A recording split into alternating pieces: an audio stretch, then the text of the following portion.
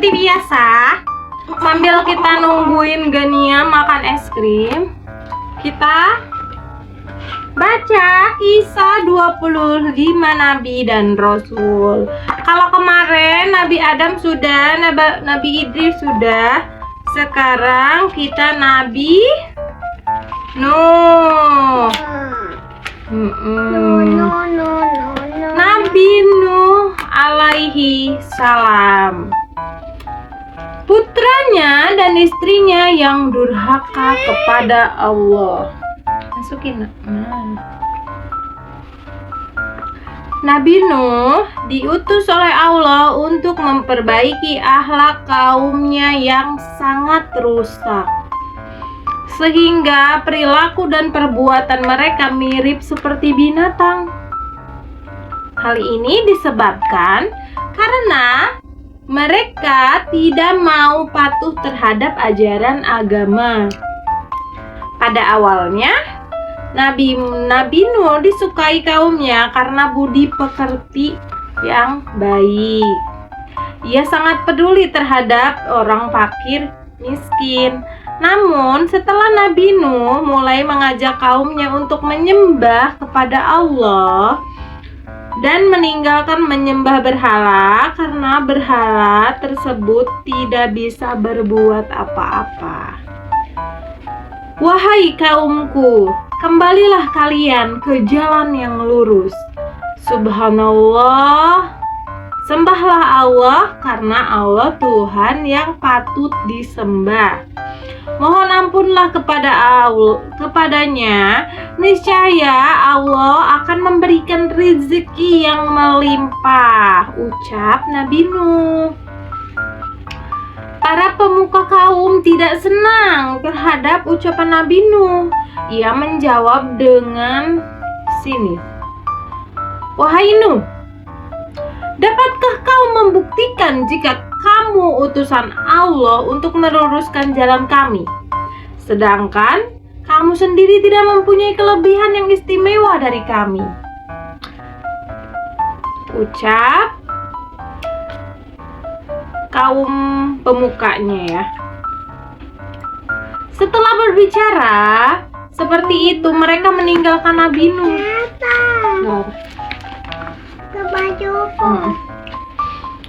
Nabi Nuh sedih atas keingkaran kaumnya.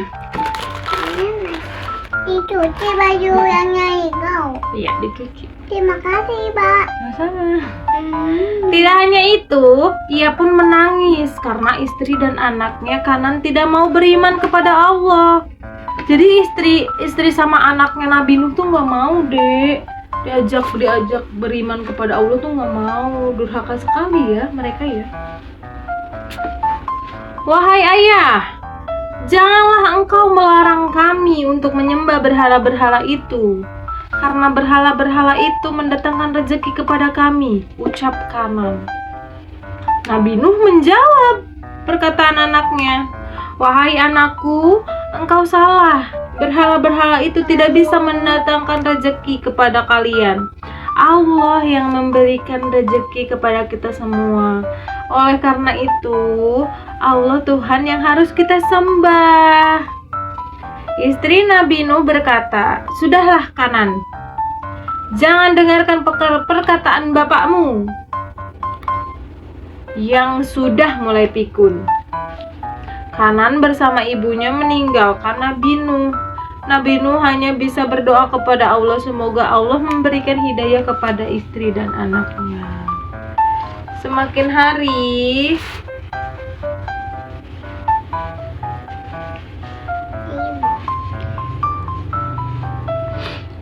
hari perbuatan kaum Nabi Nuh sewenang-wenang. Mereka menganggap dengan kekayaan dengan kekayaan yang dimiliki bisa berbuat sesuka hati. Bahkan mereka meremehkan Nabi Nuh dan pengikutnya karena mereka lebih miskin. Saat itu harta menjadi ukuran bagi ketinggian martabat seseorang. Para budak diperlakukan bagaikan binatang. Miris sekali ya. Orang-orang miskin hanya dipandang sebelah mata. Wahai Nuh, jika engkau menginginkan harta, maka kami sanggup memberimu harta yang banyak sehingga kamu menjadi orang paling kaya. Begitu pula jika kamu menginginkan kekuasaan, kami akan mengangkatmu menjadi pemimpin kami. Namun kamu harus menghentikan dakwahmu. Ucap pemuka kafir. Mereka mengira Nabi Nuh akan menerima tawaran mereka. Sesungguhnya aku berdakwah untuk keselamatan kalian semua dan tidak mengharapkan imbalan dari kalian. Biarlah Allah saja yang akan memberikan imbalan terhadap diriku. Ucap Nabi Nuh, tenang. Semua pengikut kaum kafir hanya menertawakan Nabi Nuh. Mereka menganggap Nabi Nuh sudah gila, Dek, karena tidak mau menerima tawaran mereka.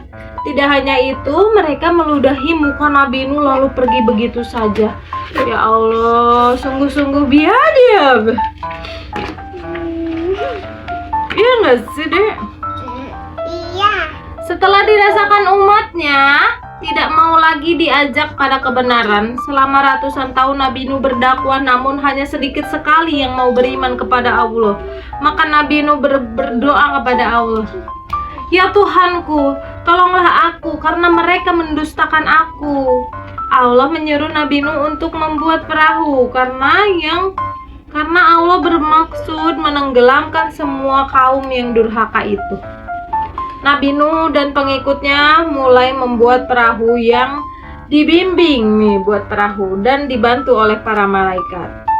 Lihat saudara-saudara, Nuh dan pengikutnya sudah mulai gila. Dia membuat perahu di gunung.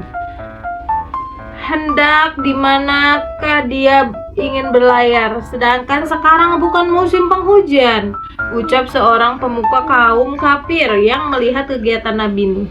Setelah selesai membuat perahu yang sangat besar, Allah memerintahkan Nabi Nuh untuk membawa masing-masing binatang berpasangan serta tumbuh-tumbuhan yang dapat dia bawa. Setelah Nabi Nuh dan semua pengikutnya di dalam kapal, berhembuslah angin topan yang sangat dahsyat. Hujan turun dengan lebat dan bumi memancarkan air dari segenap penjuru. Tidak berhenti selama beberapa hari sehingga air pun bertambah tinggi dan bumi berubah menjadi lautan yang sangat luas. Orang-orang kafir berlarian menyelamatkan diri. Mereka mencari daratan yang lebih tinggi, namun air tetap mengejarnya.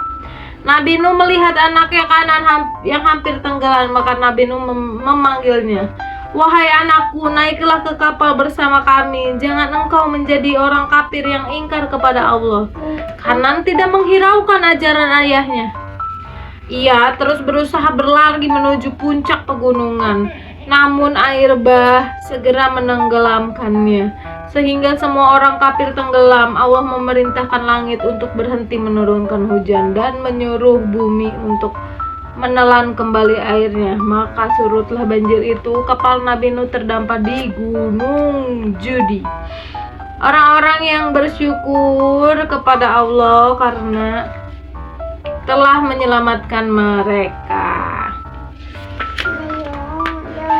Ya, itu sudah selesai kisah Nabi Nuh dan mempunyai seorang istri dan anak yang durhaka. Ayo ibu, ayo.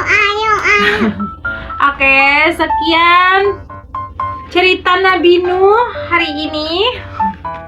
Semoga kalian bisa mengambil hikmahnya ya, bahwa tiada, ya nggak tahu ya kalau itu. Tiada Tuhan selain Allah ya. Maksudnya tuh jangan kalian menyembah berhala. Jangan, ya menurut ajaran aku, agama Islam, ya menyembah itu hanya kepada Allah gitu ya. Oke, terima kasih banyak buat semuanya yang sudah mendengar kisah-kisah Nabi dan Rasul Allah. Ya, kalau yang tadi itu Nabi Nuh, berarti sudah 3 ya. Adam, Idris, dan Nuh. Oke, see you next video. Bye bye. Assalamualaikum. Lope. Oke.